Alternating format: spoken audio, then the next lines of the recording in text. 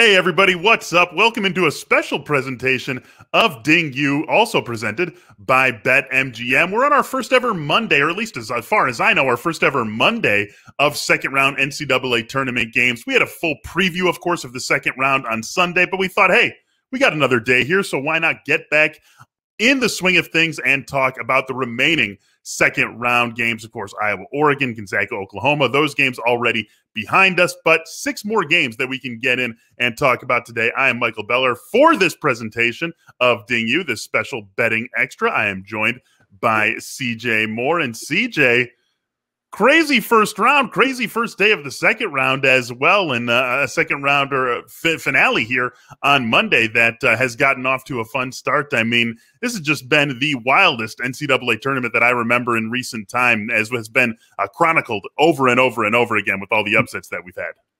Yeah, no, I'm not sure. I was thinking about it yesterday. Like, it feels crazier and more fun than ever, but is it because I'm at home and I'm sitting on my couch and I'm actually getting to see all the games instead of being at one location? And maybe just because I miss it so much from last year. But yeah, I think the first few days of the tournament definitely delivered, and it's been awesome. And then we get Monday hoops. Like, what's better than Monday hoops? So I'm loving it. I got to say, this is I always feel like I have bad answers for the memes that come up, the like share your unpopular fill in the blank opinion. I've never feel like I have a great answer. I actually do have one here. My unpopular sports opinion, I've reached my limit on upsets, right? Like, the upsets are super fun. I like seeing teams advance to the second round, maybe a handful in the Sweet 16, but from the Elite 8 on, I want to see ones versus twos or ones versus threes, right? And so I'm happy with what we've got. I wouldn't mind if things get a little chalky from here on in. You're with me on that? Yeah, I'm different from most people. Love the first 2 days of the tournament, and I do. I love them. But I actually like the tournament better the further we get, because the matchups get better, and I can't concentrate on like 6 different things at one time. I need one thing in front of me. So I like it when I just get one game. So yeah, I'm with you there, and let's not get too wild, knock all the 1 seeds out or anything like that. Yeah, exactly. We've got Loyola in there. We've got one seed out. They're legit. Yeah, me too. But wouldn't mind seeing some of the other 1s and 2s get on through into the Sweet 16. We still have a few more games before we can settle into the Sweet 16. Like I said, 6 more games today. So let's talk about those remaining games, and let's start with UCLA and Abilene Christian. UCLA 4.5-point favorites in this game against Abilene Christian. Of course, huge upset over Texas in the first round. 133.5 is the over-under on this game. CJ, this is actually a game that I have bet already. We're going to talk about all these games. We're not necessarily going to have bets for every single one of them. This is one that I've bet. I actually took it when it was UCLA -5. I am on the Bruins. Look, all credit to Abilene Christian in their upset against Texas. But that was a game where Texas just played very poorly. 23 turnovers, and of course, Abilene had a lot to do with those turnovers being forced, but still, that is an uncharacteristic performance, and one that I think they will have to repeat against UCLA. I'm not buying their ability to repeat that. UCLA looking very good in its first 2 games of the tournament with Johnny Juzang and Jaime Jaquez, both looking like, where were these guys all season? Why wasn't UCLA a little bit better of a team in the Pac-12? But I think they keep it rolling. I think the Abilene Christian story ends here later today. Where are you at on this one? I'm on the same side as you. And how about Abilene Christian? I think they shot 30% or something the other day against Texas. Yes. And like, how did they only shoot that when they threw all this stuff off the glass? They kept throwing it. So I'm with you. I think that it's a hard matchup for them with the big wings. You already hit it. Johnny Juzang, Jaime Jaquez. Abilene Christian is the 339 team in average height this year. They're small on the perimeter. Texas doesn't have big wings. Like, they play guards, 3 guards. So I think it was a maybe better matchup for them than this is. And I just don't think Abilene Christian can score enough. UCLA, with the way those 2 wings are playing, they're going to get some buckets. So as long as they can take care of the ball, I like the Bruins. Yeah, it's going to be a hard script for Abilene to repeat here against UCLA. And it also felt like, a 1 out of 10 script to even get against Texas. And you can't take it away from them. They did it in the right spot at the right time. But UCLA, with the way it's playing, with the way it's rolling, really like them. One of my favorite plays of the day, taking them at the 4.5. I feel comfortable with this at 5, 5.5. Anything like that. Let's talk about one of those 1 seeds that you and I are so fond of in our next game here. Michigan and Michigan and LSU. Michigan 5-point favorites in this game against the Tigers. This was a popular pick coming into the tournament, a popular pre-tourney pick, a popular bracket upset was getting LSU through the game against St. Bonaventure and then taking down a Michigan team that we know will be playing without Isaiah Livers. 148.5 is the over-under in this one. I like Michigan, but for me, it's just a lean. It's not really one that I want to play. I think that Michigan is being slept on a little bit because of Isaiah Livers not being there. It's understandable. They're obviously not the same team without him. And if they are going to be a Final Four team, I think they're going to have to get him back. I think they can be a Sweet 16 team, however, without him. So I feel comfortable backing Michigan in my brain, probably not with my wallet. Where are you on this? I am exact same spot as you. Like, I would stay away from this game. I mean, if you want to bet it, maybe bet the Michigan money line. But I think that LSU is going to have problems matching up with Hunter Dickinson.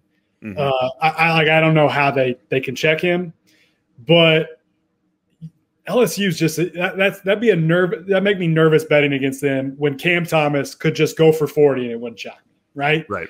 And if Livers was in this game, then I'd be all over Michigan -5 because I love watching Michigan play this year. I think that's a fantastic team, but they're not quite as good without Livers out there, and they got to go big, and I don't love that. Like I think college basketball today, you play a big wing at the 4. Like most of the good teams play a big wing at the 4, and they're going with the 2 big lineup without him. So I'm with you. I would stay away from this game. You could maybe go the over, if you wanted to bet something. But I'd stay away from this one. Yeah, I would love, if Livers were playing, I would like Michigan up to like -7, -8. I would feel pretty good about that. And for what it's worth on the over, KenPom's got an 80-74 win for Michigan. So that sort of pace would take this game comfortably over the number, getting up into the mid-150s. And it's just, if they can get Livers, if they win this game and they get Livers back, I think you're going to see a lot of people remembering why Michigan was in a group with Gonzaga and Baylor as we got into the middle of the Big Ten portion of the schedule for the Wolverines this season. They need him back to get all the way there. I think they can get through to the Sweet 16 without him. Next game up on the docket here for us is actually, CJ, our only 4-5 matchup of the second round. Everywhere else, we had at least one of the 4s or 5 lose. But here we have the one region where the 4-5 held. We get Florida State against Colorado, a game that obviously is expected to be close. I think a game that should be a lot of fun. Florida State laying 1.5 against the Colorado Buffaloes in this one. Florida State -120 on the money line. Colorado is +100. I remember back on, I can't remember if it was the Tuesday show we had with you last week or the Thursday show, but it was definitely one of those shows where you said that you were going to be fading the ACC no matter where, no matter when, every opportunity you had. So does that hold up here? Are you back in Colorado? And how about Greensboro just barely getting to that cover? Good. Don't you have to ride the Pac-12 at this point? I mean, like the Pac-12 has been incredible. And I've always loved McKinley Wright. Like I've been loving McKinley Wright since he was a freshman. Now he's a senior. It kind of seems like he's been there forever. But I think point guard play could be a big difference in this game. Like Scotty Barnes, he's a nice player. He's not, your typical point guard. I think I'm going with Colorado in this game. They looked great the other day.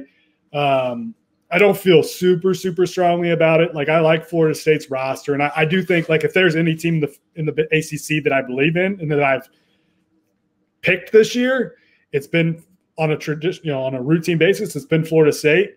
But at the same time, I feel like every time I start to believe in them, they like go and lose to Notre Dame or something like that. Right. So, which Colorado's kind of been the same way. Like they've got some head scratcher losses. Like I think they lost to Washington. I think there was one other really bad one in there. But they lost to Cal. They lost to Cal like a month ago. Yeah. So I don't feel strongly about either one of these teams, but I am leaving Colorado and strong enough to bet it. So I go with the Buffs there.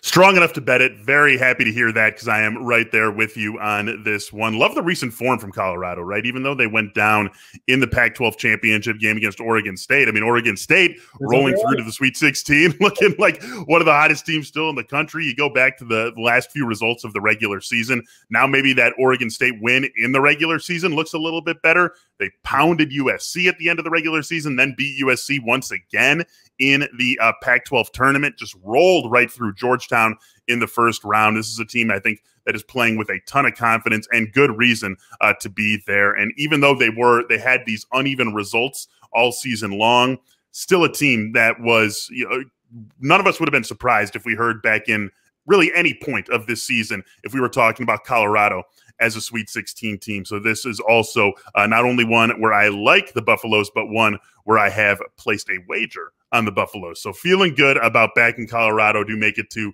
the Sweet 16, and it could be a very disastrous tournament for both the ACC and the Big Ten, and really looking bad for the Big Ten, just for the record here. Let's get to one of these Big Ten games, one of the few Big Ten teams still remaining in the tournament. Maryland here at 10 seed, taking on the number 2 Alabama Crimson Tide. Bama laying 5.5 in this one. CJ, this is another one that I absolutely love. I have Alabama coming out of this region. I think Alabama was looking like the team in the best form in the East region because of the Isaiah Livers injury coming into the tournament. I wouldn't expect that to have been swayed by the first round, and certainly it wasn't. I really, really like Alabama in this one. Any feel for you on Alabama, Maryland from a betting perspective? I know you've got the X's and O's on-court feel for it, but anything that's going to lead you to backing one side or the other? Well, I think this opened at 3.5. Is that right? I don't know. I don't know if it was that low, but it has increased. I know for sure it's increased. I think it might have been 4 or 4.5, but it's bumped up over the last 24 hours. Yeah, I saw at one of the sites that it opened at 3.5, but it could have been different. We only care about BetMGM here, CJ. We only care about betting. Yeah, so that's what I was getting to, Michael. But the point tells you should probably be on Alabama here, right? And to be fair, Maryland's one of those teams that I don't think I've picked a game to win all year or to cover all year. Like so I'm not sure I'm the right guy to be picking this. Like I've been hating on the Terps all season, and I thought they'd lose in the first round, and I thought UConn might get to the Sweet 16. So I got that one definitely wrong. The Terps are good about getting back in transition. They don't go to the offensive glass. So that is a good thing for Maryland in this game because Alabama wants to get out and run. And if you let Alabama get out in transition, you're in trouble.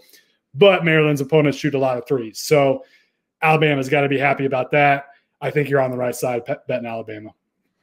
Really just love the way that this team has played offensively all season long, and for what it's worth, right? So we know this line is trending in Alabama's favor. We got an update from BetMGM this morning. From the bets they've taken, 73% of the tickets and 78% of the handle is on Alabama. So nothing really to glean there. We like to look for maybe a big spread between ticket rate and handle rate. Nothing really to glean there, but plenty of people on Alabama. And with the money moving in that direction, the line moving in that direction, there really are no red flags where you would see any reverse line movement here, money versus spread. So that is something that makes you feel a little good also about the way that the integrity of the way that this line is moving. Alabama, I think, just can outclass Maryland. Another team, right? I mean, we've had a few of these. Another team that was very uneven this season with some of the wins they had, some of the incredibly high-level wins that Maryland had. I think they deserved to be, comfortably in the tournament where they were. And I was with you. I thought UConn was going to take them down, so you can add that as another high-level win. But also taken down by some teams that you would think that they would be better than, and just not necessarily the most consistent performers against that top-level competition. I think they ultimately have a lot of trouble keeping up with Alabama's pace, with Alabama's athleticism. Give me the Crimson Tide covering this 5.5.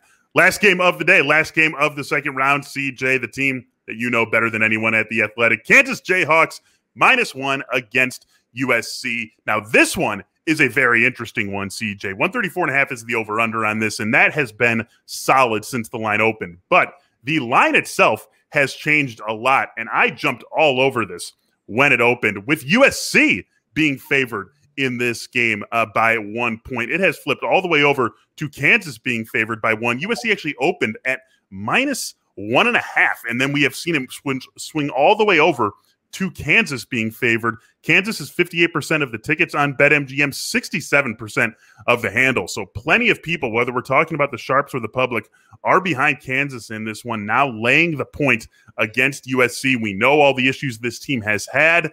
We always come to you for the Kansas expertise. What do you got for us on this game? Well, in my bracket, I had USC, but yeah, I changed this weekend as far as how I feel about this game based off how I saw Kansas play the other day. Like the way the Jayhawks were able to come out and get in a hole but not freak out, like play with a calm. And I think Marcus Garrett is obviously their leader, and I think he kind of steered the boat and just got it going in the right direction. And the way David McCormick played, like coming off 10 days of doing nothing, 1 day of practice where he practiced for 70%, and to do what he was able to do makes me feel a lot better about the Jayhawks because he's their most important offensive piece. The one worry I have for Kansas in this game is how do you deal with the big fella and Evan Mobley. Yeah, Evan Mobley. And they use him in a lot of ball screens. KU ices ball screens. Eastern Washington showed you that in the pick and pop is a thing that can give KU problems. And Evan Mobley can short roll. He can pick and pop. He might give them some problems, but I actually think they'll put McCormick on the other Mobley brother and put a big wing on Evan Mobley, and maybe switch those actions a lot. So that's something to watch in this game. But I do think Bill Self as an underdog at one point, I like that. With the line as small as it is, I just trust Kansas a little more than USC. Trust him to the level that there's going to be some CJ Moore dollars on Kansas -1? No, I can't bet on games that I cover. Come on.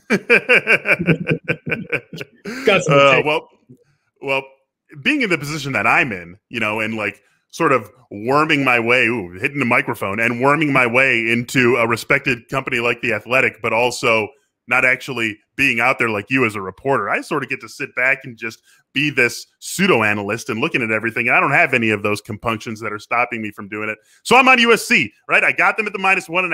I don't love the way this has moved against me, but I'm sticking with USC. Now, once I already have him at -1.5, I sort of am honor bound to then double down if I'm going to get 1 point on them also, right? It'd sort of have to be crazy not to at least, maybe I'd find a space where I can do both, but this is something that I feel like I have to follow up on at this point, right?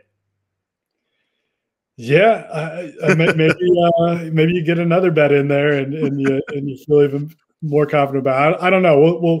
We'll see. I think Kansas is one of those teams that can look really bad on a given night. But I think over this last month or so, Bill Self has figured some things out with how to handle this roster.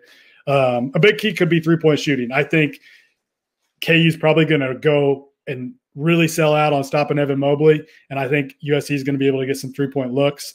And then Kansas, their offense needs Ochai Agbaji, Christian Brown to make threes. And I think USC is probably going to end up throwing some extra attention at David McCormick as well. So, could come down to as simple as who shoots the three ball better. But yeah, I don't hate the bet for you, but I'm leaning towards the Kansas side. All right. Of the 6 remaining games that we just talked about here, UCLA-Abilene, Michigan-LSU, Florida State-Colorado, Alabama-Maryland, and this one, Kansas-USC. What's your favorite play of the day? I think it's UCLA. I think that's my favorite play of the day. I think, a lot of times this tournament has not been an example, but a lot of times when that way lower seed wins the first game, the party ends in the second round and they kind of come back to life. come back to what they usually are. So I did think Abilene, like I had Texas in my Final Four, and Abilene Christian, when they showed up in their bracket or as their matchup, scared the heck out of me. And I had reason to be scared, obviously. Clearly. But I think that UCLA is just a tough matchup for them with how small they are on the perimeter. Probably my favorite play that is remaining to us today. So I'll just throw another one out there or double down on another one. I just really think Alabama is going to be too much for Maryland. Too much athleticism, too much speed, too much offense, too much shooting, just too good a team. And sometimes it comes down to that, right? Sometimes we can't pin any blame on anyone. We can't say it's this specific player, this specific thing. Sometimes a team's just flat out better, and I think that's what we have in Alabama, Maryland. So I will throw Alabama out, in addition to UCLA, as my favorite plays for our second round Monday, and can't wait for the Sweet 16. CJ, I know you're going to be back with us later this week to talk some of these Sweet 16 games and then the Elite Eight games next week. But hey, for this special little edition of Ding You, thanks for joining me, man. I appreciate it. Hey, Baylor, it's always good to talk to you. All right, I can't get much better than, as you said, NCAA tournament second round hoops on a Monday. Thanks so much for all of you joining us out there. We'll be back with Ding You again, a live episode on Thursday as we reset everything for the second round. Until then, enjoy all the basketball.